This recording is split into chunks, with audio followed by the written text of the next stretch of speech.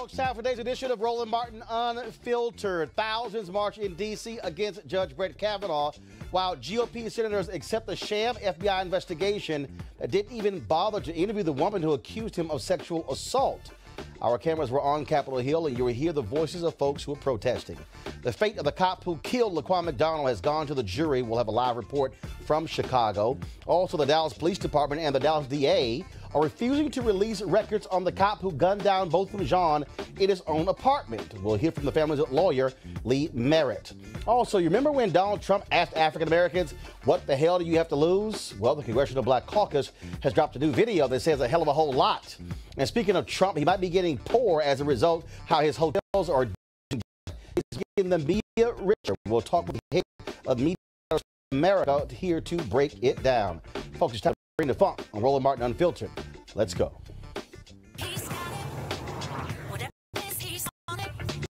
Whatever it is, he's got the scoop, the fact, the find. And when it breaks, he's right on time. And it's rolling,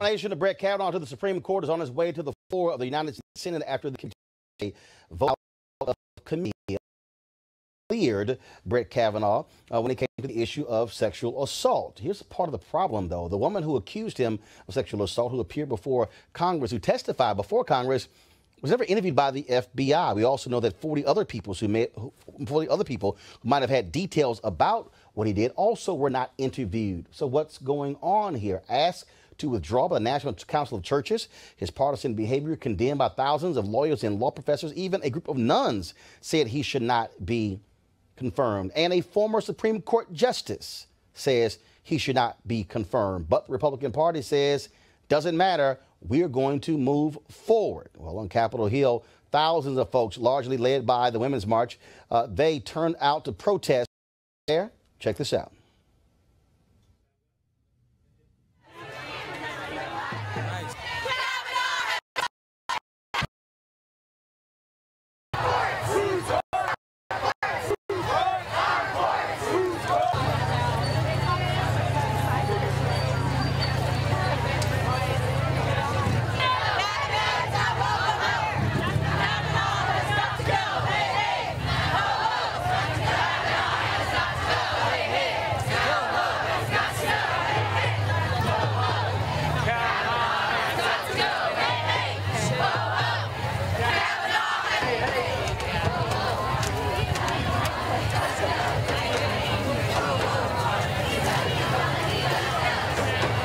The song that I would like to lead us in is called Quiet.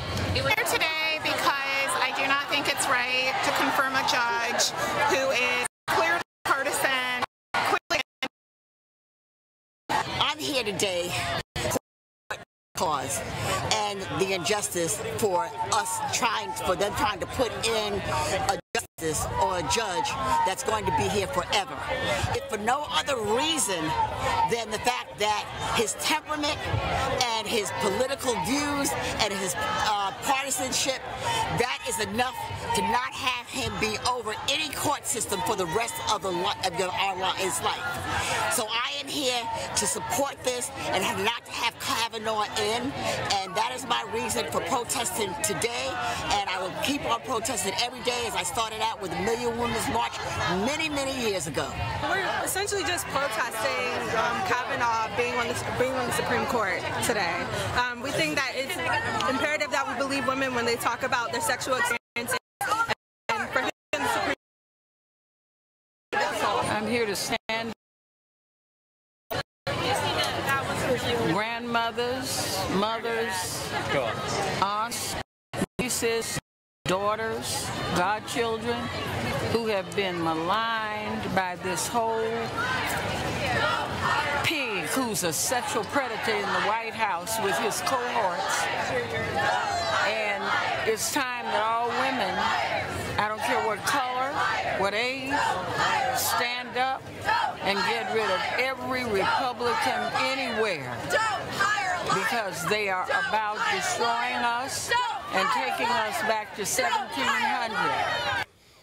And also, beyond the folks who were outside, they also lined the hallways of the Hart building, and their goal was to shut it down. Cops did it for them because there were so many people who were in the various offices. Let's go right to our panel here. Joining us today, A. Scott Bolden, attorney, former chair of the D.C. Democratic Party, D.D. Baz-Wilbon, principal at Bass Public Affairs, and Dr. Greg Carr, chair of the Department of Afro-American Studies at Howard University. What is interesting that there was a news that took place where of course, Senator McConnell, the majority leader, he also had lots of things negative to say about Democrats. And I still find it quite interesting to listen to Republicans actually have a straight face in complaining about process when I recall President Obama nominating a Supreme Court nominee, and Republicans would not even give him a meeting, not a hearing. No, many of them would not even meet with him.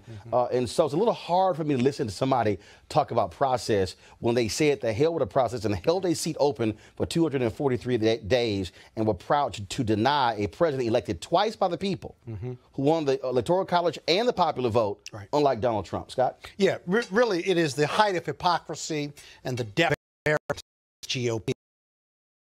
Men who make up the GOP who simply don't on the care.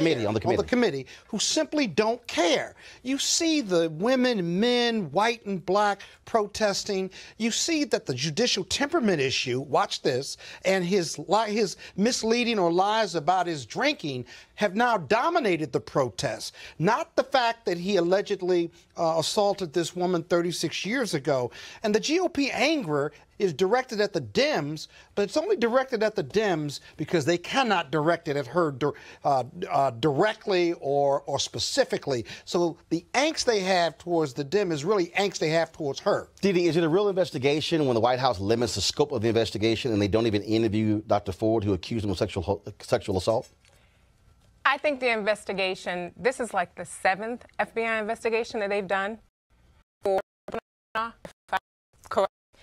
And investigation. Wow. I think she did 5 people that could corroborate her testimony. Those people said they could not. The other people, I think it was a large number, I can't remember the exact amount, but they weren't involved in this alleged incident. It was either before or after. And so if you're doing an investigation, you're investigating that allegation, nothing else. What about the other 2 accusers? So those other 2 accusers were not part of, they were not there that night. The other 2 accusers, for Dr. Christine Ford, there's separate incidences. And so you have, this investigation, to my knowledge, is based on her testimony and what happened with her. But why limit an investigation solely to her testimony if there are others who come forward to say this happened? This very much is very similar to what happened with Hill, where you had a sister who, and she did not back out, only called. They purposely limited the scope of the investigation to one person. Well, I mean, how is that a complete investigation? I think it's very clear that not only is this not a complete investigation, fascism creeps. It doesn't hit it once. When you look at Hitler in 1938 and 1939, he won an election, and then he promised to basically make Germany great again. Then he annexed part of Czechoslovakia. Then England coddled him. Next thing you know, we're in World War II. Let's contrast this now. These people are going to ram Kavanaugh on the Supreme Court down the throat of the American people out of spite. They have another 24 people they could put on who are ideologically the same. Anytime you see not just the American Bar Association, but you see John Paul Stevens came out, retired Supreme Court justice, and said, the man is qualified. Let's hold distinct this fake investigation, because that's about the roots. What he admitted. Set that aside. John Paul Stevens said he's qualified. Nominated by a Democrat. That's exactly right. Nominated by Republicans. That's exactly right. And then he said, but what changed his mind was this man's performance 1 week ago today. The unhinged performance. Judicial, judicial temperament. You're sitting in a courtroom, or when you're sitting anywhere, and you know, a judge, and you know that you are innocent. You know that you didn't do anything. You wouldn't get upset? But hold on, but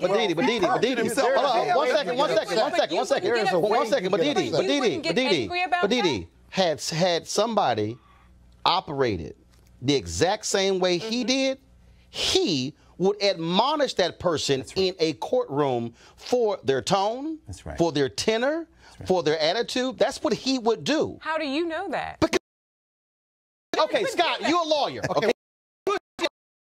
And Brett Kavanaugh was the judge. Would Brett Kavanaugh allow you to behave the way he did in the courtroom? Absolutely. But here's the other thing. I've prepped witnesses for 28 years. There is a way that we prep witnesses if they want to be angry, emotional, if they're upset, or if they're wrongfully accused, whether you're on the prosecution side or defense side. And there is a way for him to have conveyed all of that. But what did he convey? I don't mind the emotion and the anger. What I mind is the gratuitous partisan attacks on the Democratic senators, including the women. And secondly, in the Q&A, he was completely obnoxious and offensive, lacked no decorum whatsoever. And those protesters out there that you just showed, that's really what they're reacting to. And when you tell a senator who's admitted that her father was an alcoholic, he knew that. No. The bottom line, he needs her vote in this job interview. It is outrageous. But again, though, I'm going to go back to the same question. You're innocent until proven guilty. That doesn't mean you can be disrespectful, offensive, or lack any decorum. So, Didi, here's the question then. Exactly, but no, one second. I don't care if he's guilty or not. 1 second, here's my question. How he carries himself. My question. And does he have the temperament to be on the Supreme Court? Does temperament matter to the Supreme Court? Exactly. No, I'm asking. Does it matter? It does. Do you believe that Brett Kavanaugh showed the proper temperament of a Supreme Court justice, one of only 9? A nominee. And in fact, if he is sworn in, one of 114 in American history, was that proper temperament? He was upset. No, I'm asking you a question, yes or no. Yeah. Was the temperament displayed by Brett Kavanaugh, was that proper for somebody to be a Supreme Court justice? It was proper for someone who was being a father. I'm going to ask a question for an individual who will be one of 9 to sit on the court of the land. No, Scott. It was proper for someone who was being falsely accused. You can't tell me that when he gets on the bench, that he is going, and you can't lump every judge in America saying that every judge is going to call someone out if they act that way in court. I worked with 2 Supreme Court judges in Atlanta, Georgia, and I've seen them, and I've seen people. You've seen them act that way? No, I have not. So I'm going to ask. Excuse me, I wasn't finished. Okay. I said that I worked with them, and I saw, and I've seen them get upset and intense over different cases. And I've seen the people in their courtrooms get upset and intense over other cases. So you can't say that once he gets on the bench that he will get excited or he will get emotional the way he got emotional. You can't say that. You don't know without a shadow of a doubt that it will happen. I'm going to ask the question again. There are 9 Supreme you saw was that proper temperament of somebody to be one of 9 Supreme Court justices and the 114th in American history? Yes or no? It's unanswerable. Scott, go ahead. Yes or no? It was not the proper way, maybe, but if someone is accusing me of something, I'm going to get intense. If someone's accusing you, wouldn't you want to be thoroughly vindicated? But it's okay. But it's okay because here's what I'm saying. You're absolutely right. I would want to be thoroughly vindicated. I really don't. Then there have been 7 investigations. I really don't care because the Republican Party investigate what you don't know. Greg, go ahead. The Republican Party, through gerrymandering, through stealing elections, through voter suppression, has put themselves in a position now to roll back the 20th century on the federal bench. Let them have it, because here's what's going to happen. Last night, you probably saw Roland and Jane Mayer got sworn testimony is confirmed, and I think is going to get through. When he's confirmed and when he's sitting on that bench, and when these stories not only don't go away but begin to come out, what we're watching is the dismantling of the federal apparatus. Article 3 of the federal Constitution, an independent judiciary, is about to be broken beyond repair. So let's just get it on. But watch this. There's another part to this that it ought to be even more disturbing. If and when, or if he gets on the bench, despite his temperament, right, that presentation probably disqualified him from hearing and sitting on several cases. You think so, Scott? Sexual assault. I think it disqualifies him from sitting on any issues brought by the Democrats or Democratic-leaning organizations. You think he'd have to recuse himself? I think he would. Appropriately, he should. I'm not saying he would. Right. I think he's got to recuse himself from anything related to the Clinton investigation. No question about that. The president. I'm not. No. This is about his temperament and the things he gratuitously said to those senators sitting there. And it was not judicious. The temperament, I represent clients who have to make incredible presentations under stress and anger. And there's a way he could have conveyed that without gratuitously taking partisan attacks. I mean, I think he and Donald Trump wrote that presentation. Oh, sure. They sat together. That's why Donald Trump was the only other person who read it and said, "Go get him, guys. Go get him, boy." And he perjured himself. This was a red meat speech. I want to do this here. One second. Over the drinking. And the drinking issue is really important. 1 second. Here's a video, Orrin Hatch, talking to some protesters, of course, who were in the hallway there. And I just want to get y'all thoughts on this. He and Donald Trump wrote that presentation. They sat together. That's why the red meat speech. We got multiple feeds going up at one time, so here we go. heard you. Talk to us and exchange it with us. Don't you wave your hand at me. I wave my hand at you. When you grow up, when I grow up, how dare you talk to women that way? How dare you? That first, how dare you? That's right. You just whistling on. Ma'am, you gotta hold the door, ma'am. You're gonna get arrested. Senator, do you believe women? So you had come back. So yeah, Orrin Hatch, you said when you grow up, I'll talk to you. And then again, you also saw Senator Grassley again really angry and upset. And go ahead. I don't condone. In Ambassador Public Affairs, we have attack policy. Right. Absolutely. And I don't think that that the president said in regards to him mimicking Ford. I don't condone when Senator Cruz and when Sandra Huckabee, when they were harassed out of the restaurant with their families or whatever. But it's on both sides. And really? So that the people who harassed people at the restaurant are voting for a Supreme Court justice? The people that harass the people are voting for whomever. No, I'm saying, I think what Hatch did was beautiful. I really enjoyed that because what we're testing now. And the people that were in his hallway and waving their fingers at him.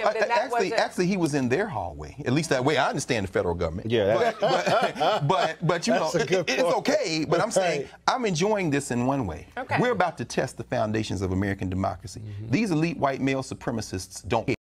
They don't care American the proposition of whether or not the ideas are real. They're going to break this thing, and then we're going to have to build it again. White male privilege, dismissive of them. No question. Of course, they were expressing their First Amendment, and were they waving their finger at him, of course, but there was security between them. And then he says, when you grow up. He's going to dictate to them how they protest and how they exercise their First Amendment. And then he's in the elevator with security in front of him, and he waves at them like they're children. So here's the question. Because that's what he thinks about them. Here's the question, very simple. Right. So obviously, you got a midterm election coming up 34 days before we go to the polls. Republicans are trying to hold on to a number of their seats, also trying to pick up several of the Democratic seats.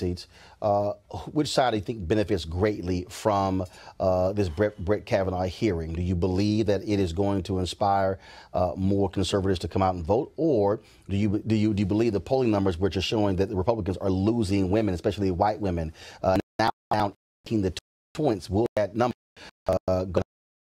I think the numbers for women are going to skyrocket and be off the chain. And I think whatever state we're in, that the women are going to have their presence felt. Remember, this is the year of the women 2.0, and I think the Kavanaugh issue, whether he's in or out, motivates them. On the Republican side, I think if he gets in, they're going to be less motivated because they will have conservative control of the court. They got exactly what they wanted. They got exactly what they wanted.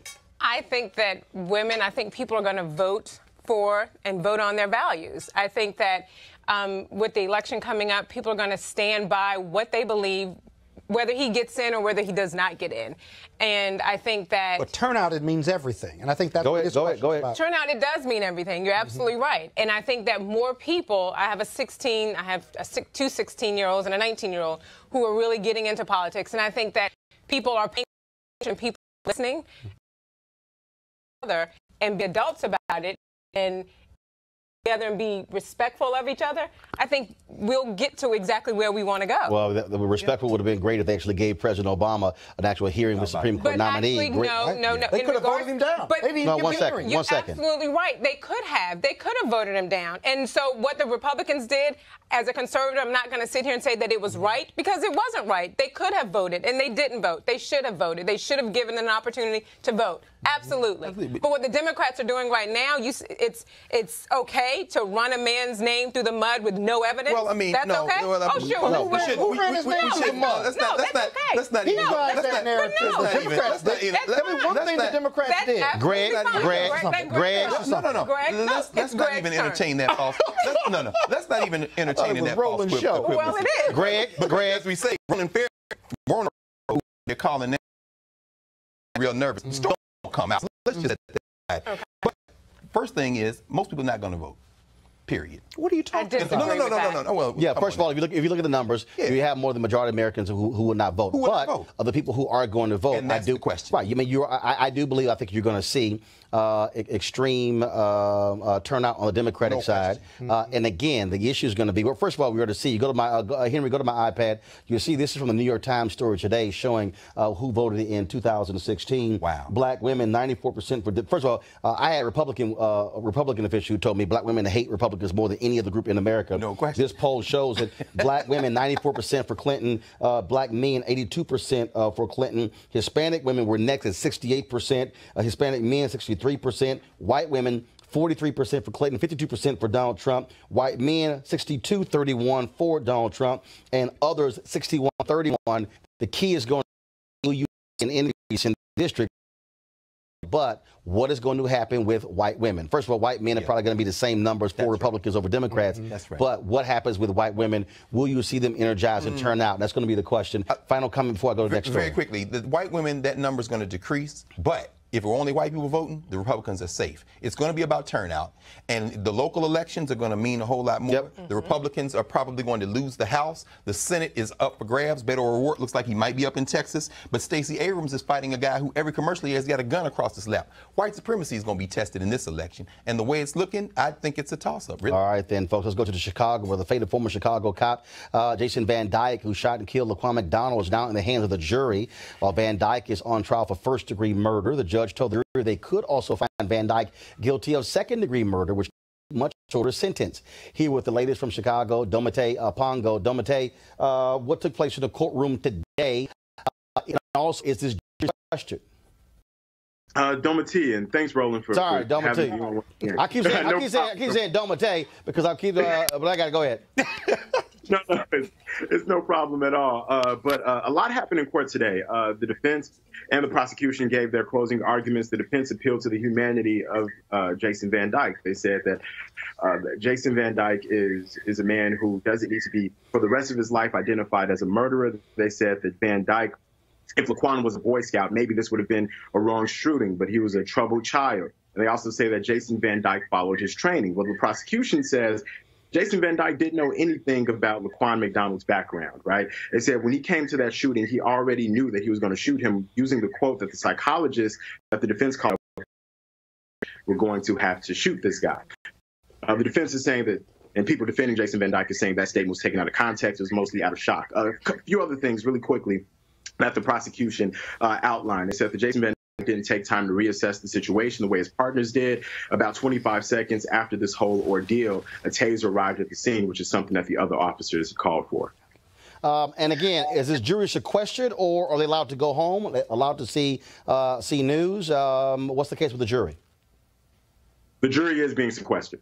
The jury is being sequestered, and as we talked about a while back, there's only one African-American on the jury, which has been a point of contention. The county of Cook is about 25% African-American. The city of Chicago, 30% African-American. Only one African-American on the jury, 7 whites, and the rest of them make up Latino, and one person believed to be an Asian, I believe. That's real hard when you have and somehow only one black person on the jury.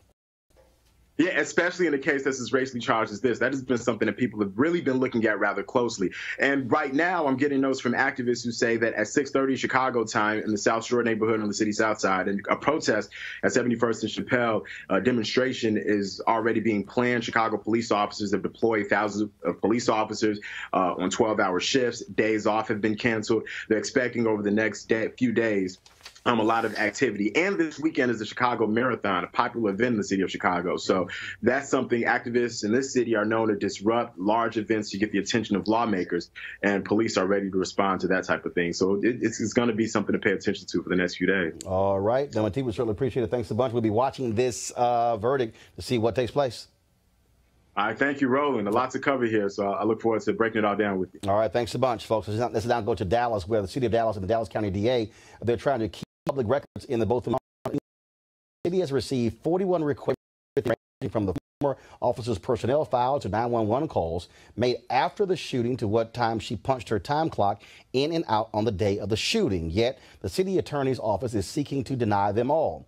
This is not sitting well with the attorney for Botham Jean's family, and we'll be chatting in a moment with Lee Merritt, of course, who is the attorney for the family. I want to go to our panel here, talk about both of those cases. Obviously, Chicago is on edge, waiting to see what happens with this Jason Van Dyke decision. The city fought for 4 years for the videotape not to be released, and then once it was released, we finally saw that Jason Van Dyke and the cops involved were all lying. Graphic. They lied by saying Laquan McDonald was racing towards them when he wasn't. And we also know that that they went to a nearby Burger King, which had surveillance cameras, and then there's a huge gap there, and those officers raced that. So basically, and some of those officers have retired, have been disciplined. But I keep telling people, if you want to understand why there's a problem in Chicago, people don't trust cops in Chicago, this is a prime example. It's a thick blue line, not just a thin blue line in Chicago. I'm from Joliet, Illinois. Spent a lot of time in Black Chicago. Cop or white cop. It's a blue line. That's right. Now, what's most interesting about the Laquan case is that if you read, I watched the closing, but I also read about some of the testimony. The police officer took the stand in defense of himself. The psychiatry notes say something else, though, that when it came over the radio, that he said this, shoot him if he attacked one of us with this. And then he said, we're going to have to shoot him if we run into him. They ran into him, they pulled up and start fighting in silence. Rhea and where his mind was. That alone ought to convict him of not just first-degree murder, but second-degree murder. I think in the Dallas case, it's very bizarre. They're going to have to release that video. This is a bizarre case in Dallas. Something else was going on between those two, or something's going on between the police and this cop and that individual who was shot. I think the video was really clear. And to me, I'm not an attorney, never played one on TV. But it just appears to me in the video, from what I saw, the young man was actually walking. They said that he was on something, or he was very hyper. He was clearly going to his right. The officer was to his right. He really was walking away. And officers on the video, you can hear the officer say, or the dispatch tell them, that he has a knife. And he was unstable. And he was unstable, and you could tell that in the video that he was unstable. So for the police officer to pull up, and you can see his door ajar as he gets out before the truck even stops, and then he's already ready to shoot someone. Ready? Because he shot him. He's already ready. So I think that, again, I don't play an attorney, but I just think that to me, it's a very clear case. Greg, a couple of things very quickly. Number one, people wonder about why they're registered to vote. Juries are drawn from voter registration pools. So even if you don't pull the lever, register to vote so that you can serve on a jury. Absolutely. Secondly, jury selection matters. Like you said, how could they be that few non-whites on a jury in the city of Chicago? Because the lawyers go in and knock them out. And you make it easy by not being in the pool you serve. Life is cheap in this country, always has been. He was shooting at a human, he was shooting at a black. And so he feels like he can execute. If they let this man go, Michael Flegger on the outside has already said they're going to shut Chicago down. But you know, having been on the both sides of these types of cases, I got to tell you, Roland, one thing I've never understood about the police, wherever they are in the country, is with these mental cases, instability cases, PCP cases, what is the rush? These people are unstable. Laquan was walking away. You could have boxed him in with your car and held him. Mental health advocates could have come. You could have overcome him with, and I don't want to say it sounds the wrong way, but with the help of a police dog, if you will. There are ways to suppress him and take him alive. Because they don't want to. As opposed, exactly. No, they don't want to. First of all, look, we know the case of the young man who was clearly mentally disturbed in St. Louis after the Michael Brown, and when the cop, it literally opened the door. It was 6 times before 7 shots were fired to kill him. That's right. Okay, and that's why we have so Black Lives. you had 2 cops with guns, a mentally stable man who actually was yelling, "Kill me, MF, kill me." Right. Now, I don't care who you are. If you're looking at somebody who's yelling at 2 cops who have guns, "Kill me," and you got a butter knife in your hand, you got a problem. But again, they also know that the law is on their side. That's right. The law says that if a cop is believed to be in imminent danger, or if, even in Missouri law, if there's a certain space between them and the person, they have the right to shoot to kill. And for them, they're not considering it. Oh, but we could show some video of somebody white who's actually been that way, and they have almost a brawl, and nobody pulls their gun out or even a taser. But that's one of the things that we see. We do now have Lee Merritt, who's on the phone, joining us from Dallas. Lee, the DA as well as the city attorney, they don't want to release information.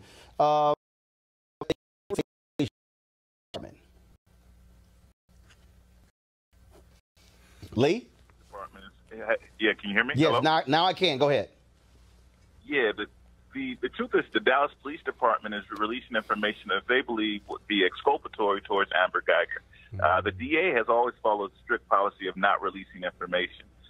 So the only information that's getting out is information that is that her comrades over at DP, and they're releasing it anonymously, and they're violating the orders of the district attorney. But Chief Renee Hall has actually failed to give them orders about speaking to the media and releasing the information. So that's been one of the more frustrating parts about dealing with this new chief, who I think is great in terms of her resume. I wanted to see her be more proactive in getting her officers under control to be sure that they're not releasing information that they believe will Amber Guyger give. And so, for the DA's office, do you believe that they are trying not to release information because they want to complete their investigation and then take it to the grand jury? And for you, what specific information do you want to be released right now? Well, quite frankly, I've worked with this DA's office for quite a few cases, and I understand their protocol for not releasing information. If the DA is seen to be feeding information to the public, then they're tainting their jury pool, and that can be seen as problematic. I want access to all the information that they have. In some jurisdictions that we work in, they will share that information with us. And the truth is, the DA has been able to share what she can with us under the agreement that we won't share it with the public. Our primary interest is not releasing this to the public, but when information is released, for example, by people at the Dallas Police Department, that seems to be helpful for the defense, it seems only fair that information to counter that narrative that they're offering is released as well. It's a game that we actually shouldn't be playing with lives, that we shouldn't be playing with justice, and it really shows the bad faith of the officers over at DPD. All right, Lee Merritt, we surely appreciate it. Thanks a lot for joining us at Roland Martin Unfiltered. Thank you. All right, folks. Today, the Congressional Black Caucus dropped a new video targeting Donald Trump when it comes to his statement, "What the hell do African Americans have to lose for voting for him?" Here's a video that they dropped today. African American communities have suffered.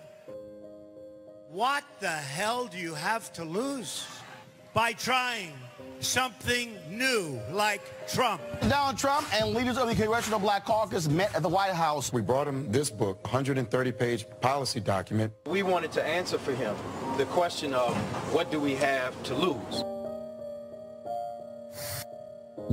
The Southern Poverty Law Center, a nonprofit that tracks extremist groups and hate crimes, has reported a rise in bias-related attacks. They were people protesting very quietly. I think there's blame on both sides. Wouldn't you love to see one of these NFL owners, when somebody respects our flag, to say, get that son of a nice. Trump's campaign, even the slogan, "Make America Great Again," has given license to hate.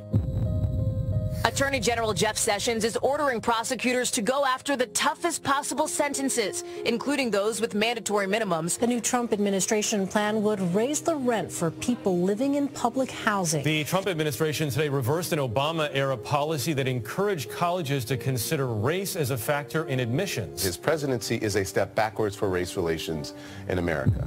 What Trump did was end $7 billion in Obamacare subsidies to insurance companies, payments designed to help them discount prices for low-income customers. You are talking about millions of people benefits.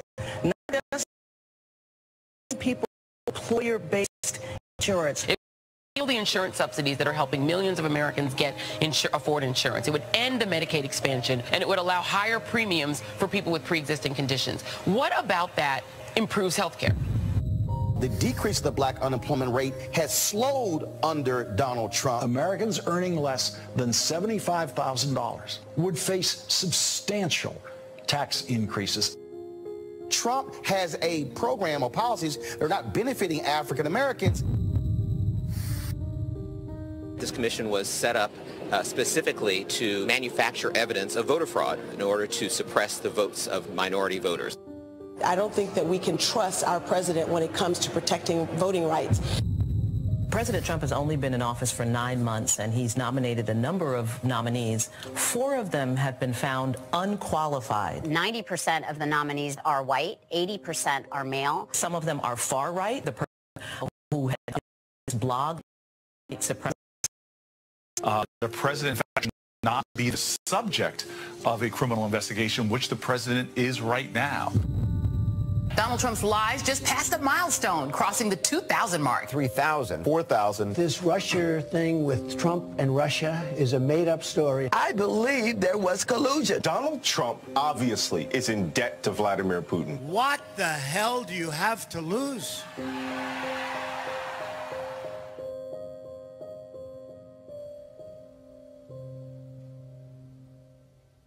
Dee, we have to answer the question, what has Donald Trump done for black folks? Let's see. As a graduate of an historically black college and university, Fisk University, he did something that President Obama could have done but didn't do. That is? By forgiving $322 billion loan? $320 million loan. Okay. For the schools that were affected by Katrina. Okay. And unemployment under President Trump, not only has minority unemployment plummeted, but the unemployment gap has narrowed 3% for African Americans and 0.8% for Hispanics. What did Trump do for that black unemployment? So for those are 2 things that he's done for blacks, and not but 2 what things. Targeted program did he do to reduce unemployment for people, for black and brown people? Targeted, that caused that reduction.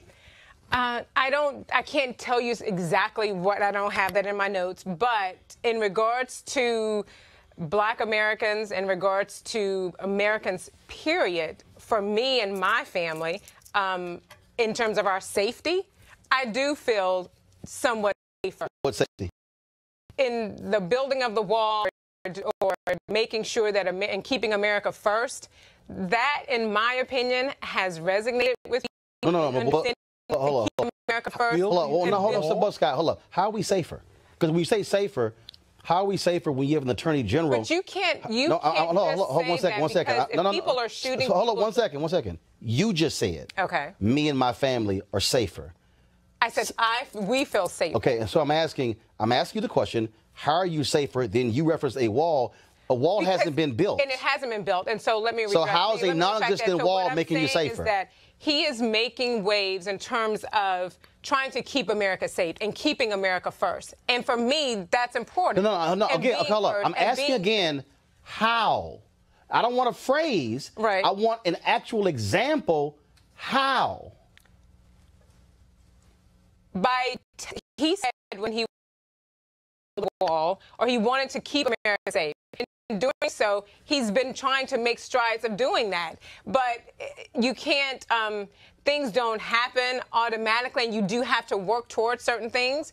And so I do understand that. Like when he said Mexico was going to pay for it, and they're not paying for it. American taxpayers are paying for it. Right. When I also think about African Americans, you talk about being safe. I think about also African Americans being safe from police departments. And when the Attorney General of the United States actually stands before cops on multiple occasions and saying, we're going to do away with these consent decrees. Right. When he came in and immediately tried to do away with the consent decree in Baltimore, a consent decree the city of Baltimore agreed with and the police department agreed with, and the federal judge smacked his hand down. He went to outside of Chicago a few weeks ago, gave a speech saying that these consent decrees have hurt the morale of cops. He did not say a single word about the people, how they have been impacted by these cops. How has that? You keep talking about jobs. You keep saying jobs. I need somebody who is a Republican to explain to me how can somebody talk about jobs who in his budget wants to eliminate the National Minority Supplier Development Council. It's in his budget. They want to eliminate all those offices. Second of all, this administration also has made it hard for black-owned businesses to even get contracts because under Obama, they broke the contracts down into smaller contracts. The same thing Mayor Jackson did in Atlanta when he became mayor in 1973, and black people had 0.0012%, which is basically 10 cents of every $100 of every contract. What did Trump do? He came in and actually bundled them back together, making it harder for black folks to actually access those contracts. When Secretary Betsy DeVos has for-profit colleges off the hook and allowed them to come back in when the Obama administration was removing them from access to dollars. That's to get rid of the Affordable Care Act, which significantly increased the number of black people who actually have, for the first time, health insurance. Not only that, what has this man done for criminal justice reform, which I'm still waiting to see? And then he said, hey, we'll take it up after the election. What has this man done when it came to the issue of voter suppression that we've seen in North Carolina, in Florida, in Mississippi, in Alabama? When the Obama administration, on their side, they sided with the plaintiffs when there was a voter ID case in Texas. 5 different judges said it was racially discriminatory as the Trump administration on the Jeff Sessions came in and sided with Texas. Please explain to me, with all of that, I've given you at least 8 examples of help black folks. I think he's probably closer to black unity than we've been in about 40 years. Donald Trump is a hateful... And another thing. Yeah, I mean, Donald Trump is a hateful, lying, mentally ill, xenophobic con artist. And he, if nothing else, everything you listed, Roland, of course, is factual evidence. Let's just look at the intangibles. When you stand in a crowd in Mississippi and mock a white woman, when you talk about... I don't agree with that. No, it's not a matter of agreeing. I don't know. Where did you go? I don't know. One beer. No, he lied. He said the only thing she remembered was having one beer. That's not only a bald-faced lie. I'm not going to say he's a liar in that regard because the man is mentally ill. At that point, he's playing to his base. His base is white supremacists. He has staffed his cabinet and his staff with white supremacists. Stephen Miller should have no business in the city of Washington, D.C. or around any decent human being. His xenophobic policies, they are trying to make America again, as it were ever. But when he was laughed at last week, that was in part because he has started this trade skirmish, to use Warren Buffett's, he says it's not a war yet. On China. You know what China did? China began to identify his little redneck racist friends in the United States Congress, like Paul Ryan from Janesville, Wisconsin, and Senator Mitch McConnell, and they said, let's target bourbon. Let's target cranberries. The Chinese are going to eviscerate the American economy if they get a chance. And if you look at the map, there was one in the New York Times today, the communities that are going to be hurt the most are the ones that voted for Donald Trump. Scott, this is the same administration. It's the same administration. It's the exact same administration that targeted Black Lives Matter activists and actually did away with the budget to monitor white supremacists in this country, individuals who have been targeting people of color. When you've had white folks in the Midwest and white have Donald Trump has a hate and exactly how any of that benefits black people. Well, it certainly doesn't. But if you look at the rhetoric of the Klansmen, of the Nazis, of white supremacists, come on, Scott, and you look at the rhetoric of Donald Trump, as well as many in his administration, that rhetoric, they mirror one another. It's right out of the handbook of the Ku Klux Klan. That's right. But more importantly, the deeper and darker damage done to this country by Donald Trump lies in him giving license to those who don't look like me. That's right. Being comfortable bringing it mainstream, their hate speech in regard to people of color, their not even dog whistles that we hear, their direct rhetoric of scaring their constituency. It's all based on fear that people of color are taking their jobs, even though he claims that he's been a great job creator for people of color, black and brown, but he's brought it mainstream, people of color, just based on his rhetoric. Again, Again, there wouldn't be those attacks without his rhetoric. Here's the deal, Dee. I operate in facts. Okay. I operate in facts. And if you can list a number of different things That's fine. But when every time this administration, all they say is, oh, look at other black people. Let's look at the unemployment rate, as if that's the only thing that black people actually pay attention to. There are other issues that we care about that impact us in a much greater way. And again, I'm still trying to see it. I'm trying to see it when this administration has had to fire or force folks to resign repeatedly who have had racist commentary on radio, on blogs, and in print, who have worked for this administration in commerce, in housing, in the White House. They had to force out a speechwriter who was in the West Wing, who was attending a conference, sitting right next to a white supremacist, and they said was right. You got Miller, who Spencer, white supremacist, who I interviewed, who said that was my mentor when I was at Duke University. I'm just still trying to understand. Please show me the body of evidence. I will gladly cite it, repeat it, and investigate it. But if I can show you in housing, in health care, in education, in fiscal policy, when it comes to even our businesses, and let's all remind you, National Minority Supply Development Council was created by Richard Nixon, a Republican. Republicans are allowing this man to eviscerate an office that actually is the only federal office designed to help minority businesses start businesses. What has he done for black people that I can actually look at and say it's factually correct? I'm a small business owner myself. Small business optimization is higher. Hold up. No. Define that. What do you mean it's higher? It means that in small businesses, and create and build my business through the National Minority Supplier Development. He wants to get rid of it. And his daughter just met with the new president, Adrian, a couple of weeks ago. No. Hold on 1 second. Hold on 1 second. There are 2.6 million black-owned businesses in America. Right. 2.5 million have one employee. 7 years ago, we had 1.9 million black-owned businesses, 1.8 million one employee. 7 years ago, we had 1.9 million black-owned businesses that had an average annual revenue of $110,000. Now that we have 700,000 more black-owned businesses, they have an annual revenue of $54,000, cut in half. So please tell me what the hell has been optimized. What I'm saying is that from where I'm seating, and what I've seen, I feel as though for Bass Public Affairs and for other businesses, things have gotten better. We've been able to actually communicate. And we've been able to actually grow our business. Okay, here's the deal. But in regards to what you were saying earlier, that does your firm serve conservative interest? Hold on. Does your firm serve conservative interest? Yes. Okay. Of course your doors are open because you got a Republican who's the president. But not just conservative interests. We might be more than that. Wait a minute. A basic question. We are a Christian-based business. So we will do business with anyone whose views are in line with ours. So we're not going to say, no, we're not going to assist, or no, we're not going to help or market someone because they're whatever. But if their views are in line with ours, then yes, we will work with them. But here's my point. I don't see the evidence. I don't see the evidence in a variety of areas. With Donald Trump, I mean, let's take our pick. No. Let's take our pick. Okay. Hold up. Let me go by department. Yeah. Where's the evidence in housing?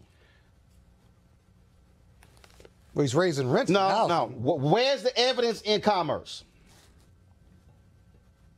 Where's the evidence in DOD? Where's the evidence in Interior? Where's the evidence in the SBA? Are you asking all of us? Where's the evidence? Anybody. Where's the evidence in the VA? We know one thing. He has deregulated. Where's the evidence? Where's the evidence in state? It's in the opposite direction. All I'm saying, just please offer me. Right. Offer me even a hint of evidence. I just got one question. Okay. Do you feel, as a conservative, an obligation to defend the Trump administration? No, and that's simple. Then you don't have to defend it. But I would say that. What I'm saying because is they hijacked, I think, what people might consider conservatives. Neither myself nor my sister nor anybody at Bass Public Affairs, we will never say that everything that the president says or does Very good. is correct. Now, that's important. And no, that's important because the Republican Party has been hijacked by Donald Trump. So, in other words, when I see an orange hatch, and that is a problem with the fact that conservatives will co-sign everything the president does, and you can't do that. And I would never do that. This is what's missing from this dialogue. Scott, go ahead. Scott, go ahead. Final comment before I got to bring in my next guest. So I will say yes, I agree, or no, I don't agree. And like when you said earlier in regards to him mocking the president, horrible things that he's done and said are absolutely wrong. What's wrong when this man is called shitty countries that people look like us? You're absolutely right. But what is missing, and what would help Donald Trump, hold on, what's missing, which all of those departments, there could have been a positive answer to that, but he has no urban agenda. And remember, what he said before, he said, what do you have to lose? He talked about the unemployment rate, the violence rate, and yet he hasn't invested in the killing fields of Chicago. Exactly. And that was always his best example. Because he uses Chicago at every point, but he hasn't even done that. So when does the agenda, when do we get his urban agenda? It don't exist. All right, y'all. Every week, of course, we have a stuck-on-stupid person of the week. And this week, it is Republican Congressman from San Diego, Duncan Hunter. Oh, yeah, an early and vocal Trump fanboy. He and his wife were recently indicted for, baby, we done with that conversation, Dee Dee. We done. Hold on. Duncan of campaign funds for expenses such as lavish vacations and dinners. Now, the couple is pleaded not guilty. Now, Hunter is running a despicable campaign bashing Muslims. He also said this: I was born in San Diego. Sorry, Southerners. You guys had some issues back in the day. Didn't happen out here on the West Coast. Wow. Actually, it's Duncan. Some issues. Duncan Hunter, Republican from San Diego. You ever heard of Ramparts Division in Los Angeles Police? Watch out now. You ever heard of the chokehold? Come on. You ever heard of the Rodney King verdict? Have you ever heard of the massive amounts of police abuse? Do you even know that body cameras actually started in Alta, California? Want us to talk about the Bay Area and the level of racial animosity that we've seen there? Do you actually want us to deal with San Francisco and the black folks have been run out of that particular place?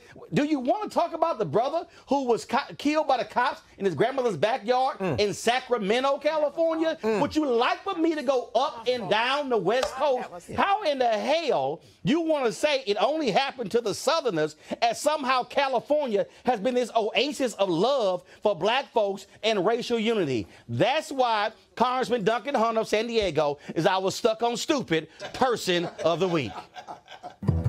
Stupid! Maybe he was talking about slavery. Maybe he was talking about slavery. I don't even know what the hell he was even talking about. But Trump has made that okay. When you just lying all the time, you just make it okay for everybody else. Matters. How has Dyke paid all these media companies a whole lot of money, and that's why they were talking about he was going to create Trump TV if he didn't win. Well, hell, he already got Trump TV, and it's called Broadcasting Cable. We'll be back at Roland Martin Unfiltered in just a moment.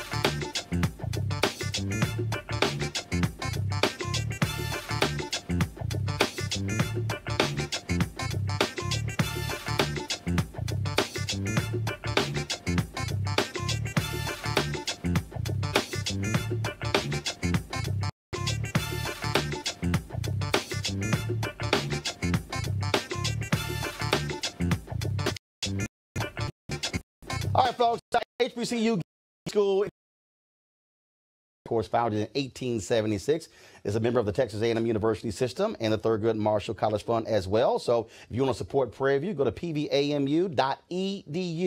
And of course, Ruth Simmons, she is the president of Prairie View A&M University. And so I had a chance to see her Saturday when I was in Dallas for the State Fair Classic between Prairie View and Grambling.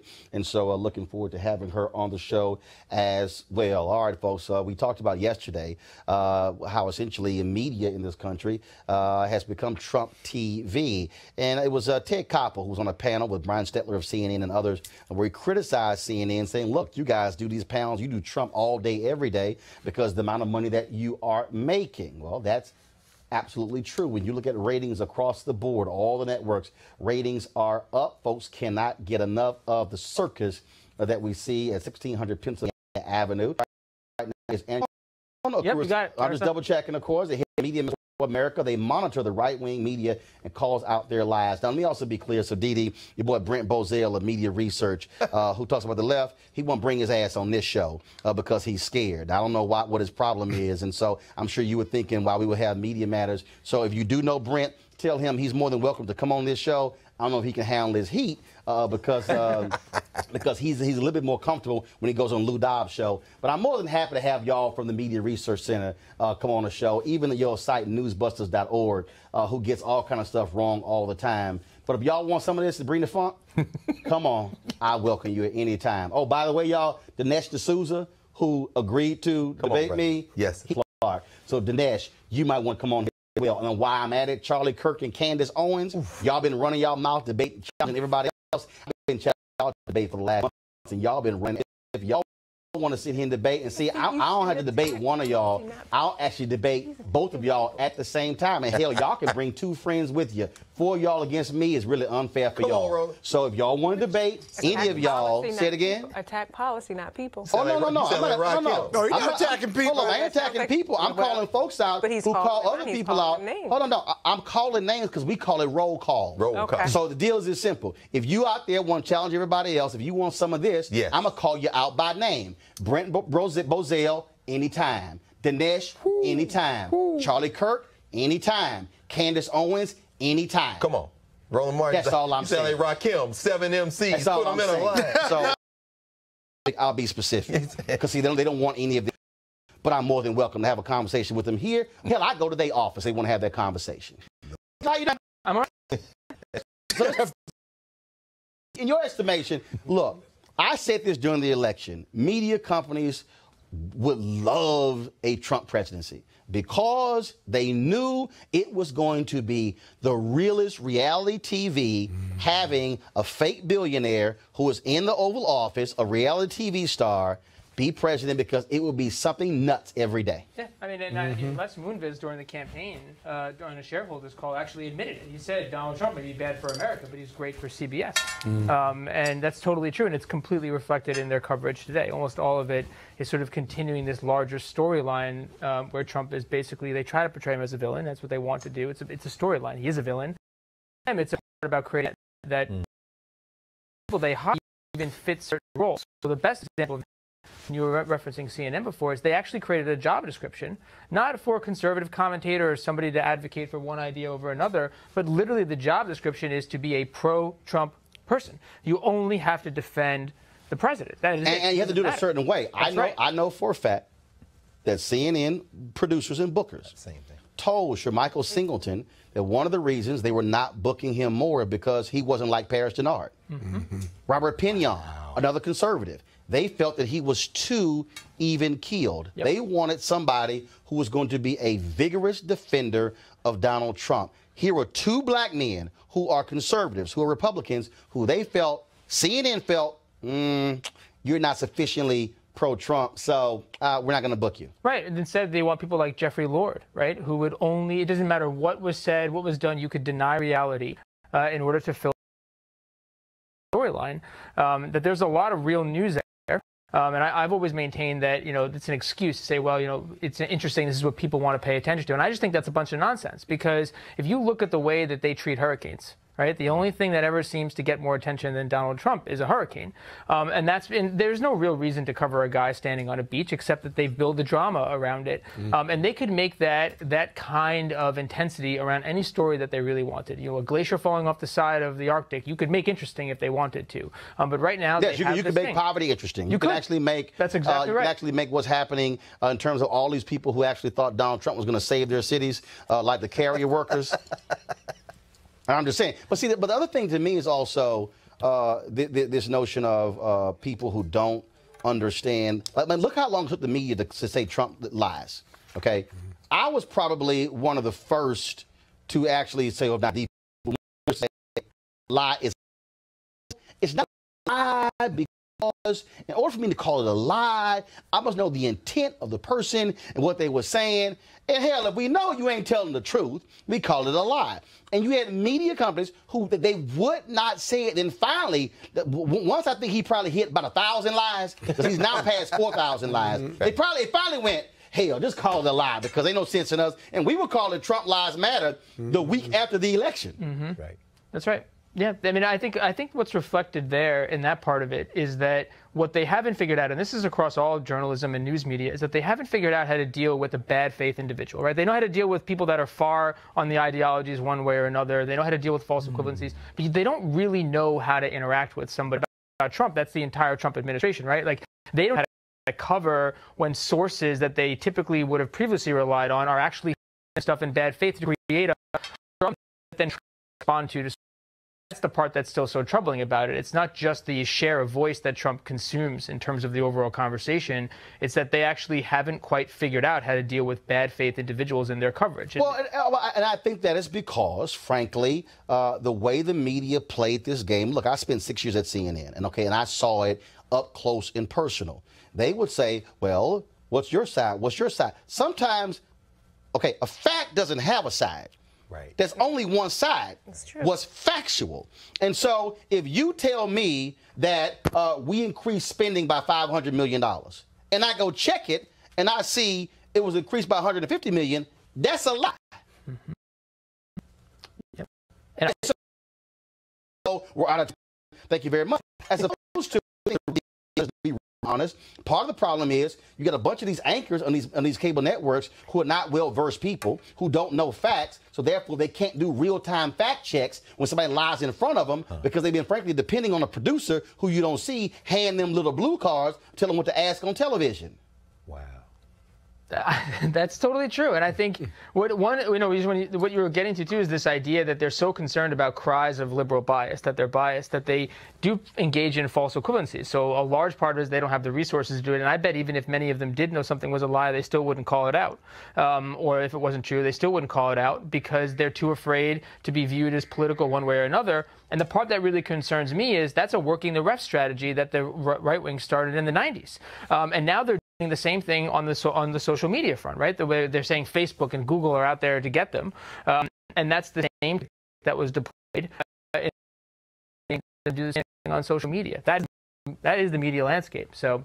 Let me ask you a question, because in that same, I think it was Ted Koppel article that I read, he talked about how the media is getting played by Donald Trump, how he is such a news story every day that he mandates that the media, whether you're left or right, cover him, and then they become the enemy, and he criticizes them in this kind of self-perpetuating circle. Can you talk about that and whether you've seen that article or not? I have seen it, and I can definitely speak to that personally. I mean, one thing about Trump, so in 2012, well before he ran for president, I had done a campaign against him to get him fired from Macy's and had this big petition and all these events, and he tried to sue me, and it was this long, protracted media battle. And one thing I learned at that time that he'll call these reporters, he'll call producers. At that point, part of it is that he in those interactions, there's almost an addiction to it. Aside from the fact that it's good, it's great for the brand of reporter these days, or a member media, you know, it's not so much that you're writing for the outlet, you are, but your social media account is movable. Right. When you leave that job, that is your currency. And so the idea that you get access to him, this whiff of it, it can be very appealing. There's an irresistible temptation to be a part of the larger story. But that's how he became president. That's because exactly the reality, right. And again, I can tell you right, I said it yesterday when I was at CNN. I told Stephanie Katubi, who was the booker of CNN, why in the hell do y'all keep booking and Wolf keeps going to interview Donald Trump? They love that. That's the reality. Didi, your thoughts on this? Do you believe that the media falls for every Donald Trump tweet, falls for every single sideshow because, frankly, they are enjoying the amount of money that they're making from the circus every day?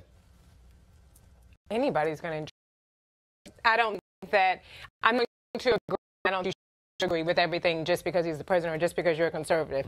That doesn't make sense to me. And if you're wrong, whether the tweet is or not, or whatever, that's my mother calling me, you know, no, I wouldn't agree with it. And yes, the media, they're loving it because he's always tweeting. I think that he should put his phone down sometimes. He needs a timeout. Put the phone down. You don't need to tweet every single day. Well, especially when you don't even start work till 1 p.m. because you're watching television for the first 5 hours of the day.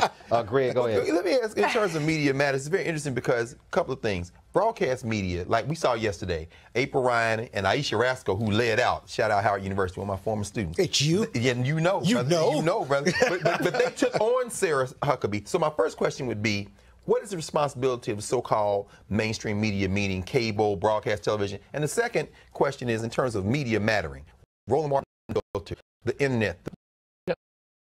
And that's been the biggest change inside this role was actually, you know, 1 out of every 2 Americans uses their social media feed as their primary source of news. And when you think about social media feed, it's digital programs too.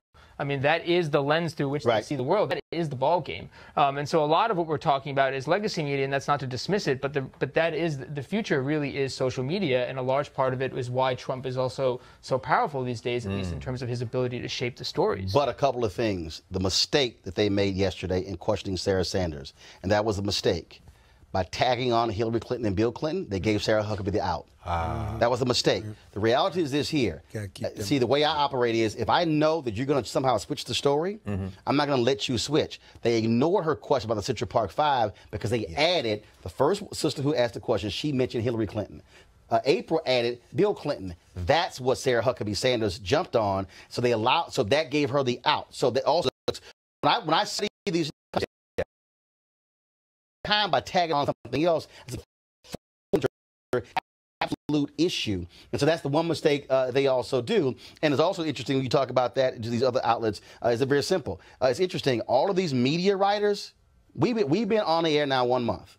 8.24 million views the first month. Not one single media writer has done a story on us creating an independent news show. That's right. Not one. Wow. And because and I saw it, we had TV One. They would rarely write about us at TV One because even the media writers want to protect legacy media. That's right, and that's ultimately means it's why they seem to. That's why they don't understand why the part of the story they're telling when the results come in the election. They say, well, how the hell did that happen? Well, it's because you're not paying attention. You're only looking at a small, narrow perspective that really isn't the whole ballgame. That's why I appreciate the New York Times that they having a story on the black women who are working for votes in the South. Thank you for finally realizing that. We've only been discussing that thing is when they outside the Scott, thank you so very well. And again, anytime you beyond those 2 things you brought up, please email it, fax it to me, send a pigeon. It's all good. I'm coming back. Okay. She's coming back with that list after what you just did. No, please. No. I want you to come back, but don't wait to come back with the list because you're probably not going to have that list to come back. Are you doing the show tomorrow? Huh? Are you doing the show tomorrow? Baby, I do the show 5 days a week. As a matter of fact, if you got that list on Saturday and Sunday, you can come by the house and then we'll actually shoot the video there. But I'm just letting you know it's going to be a while before you get that list. So, folks, if y'all want to support Roland Martin Unfiltered, go to RolandMartinUnfiltered.com. Understand, of course, we have the show on YouTube, Periscope, as well as Facebook. So be sure to watch the show and tell a friend. And again, if you want to join our Bring the Funk fan club, do so. Again, Roland Martin, all of you for watching as well. This is also you own your, operate by one of these networks. You don't have to say, oh my God, we're out of time. But we're going to get out of here. Y'all enjoy. Have a great night. I got to go.